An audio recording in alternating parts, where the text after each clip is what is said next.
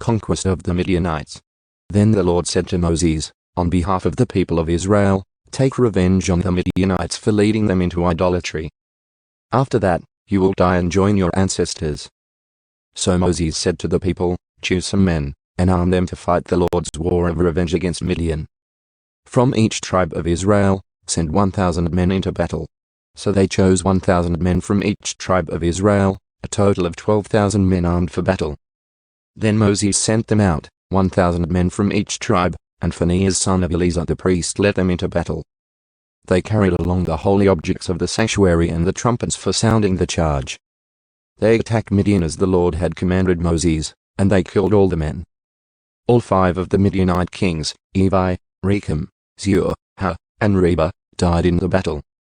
They also killed Balaam son of Beor with the sword. Then the Israelite army captured the Midianite women and children and seized their cattle and flocks and all their wealth as plunder. They burned all the towns and villages where the Midianites had lived. After they had gathered the plunder and captives, both people and animals, they brought them all to Moses and Eleazar the priest, and to the whole community of Israel, which was camped on the plains of Moab beside the Jordan River, across from Jericho. Moses, Eleazar the priest, and all the leaders of the community went to meet them outside the camp. But Moses was furious with all the generals and captains who had returned from the battle. Why have you let all the women live? He demanded. These are the very ones who followed Balaam's advice and caused the people of Israel to rebel against the Lord at Mount Peor.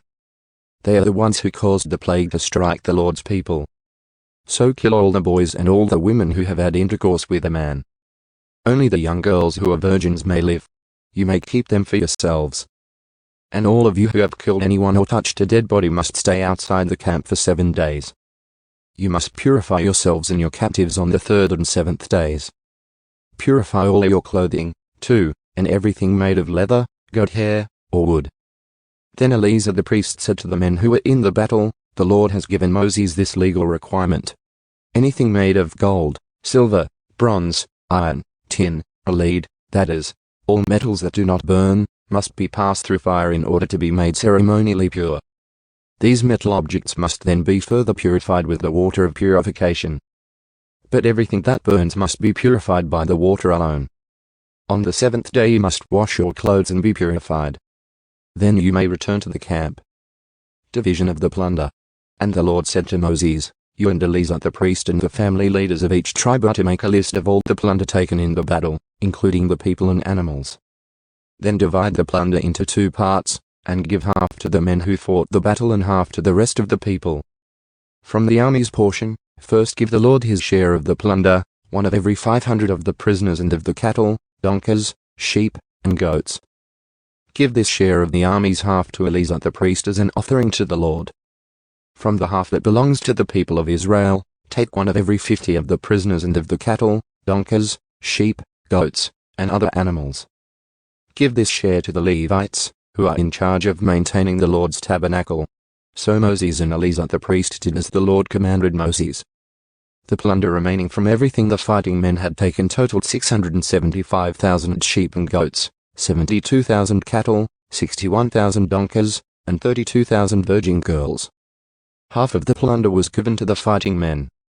It totaled 337,500 sheep and goats, of which 675 were the Lord's share, 36,000 cattle, of which 72 were the Lord's share, 30,500 donkeys, of which 61 were the Lord's share, and 16,000 virgin girls, of whom 32 were the Lord's share.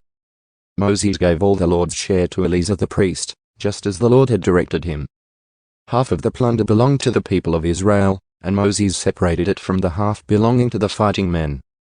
It totaled 337,500 sheep and goats, 36,000 cattle, 30,500 donkeys, and 16,000 virgin girls.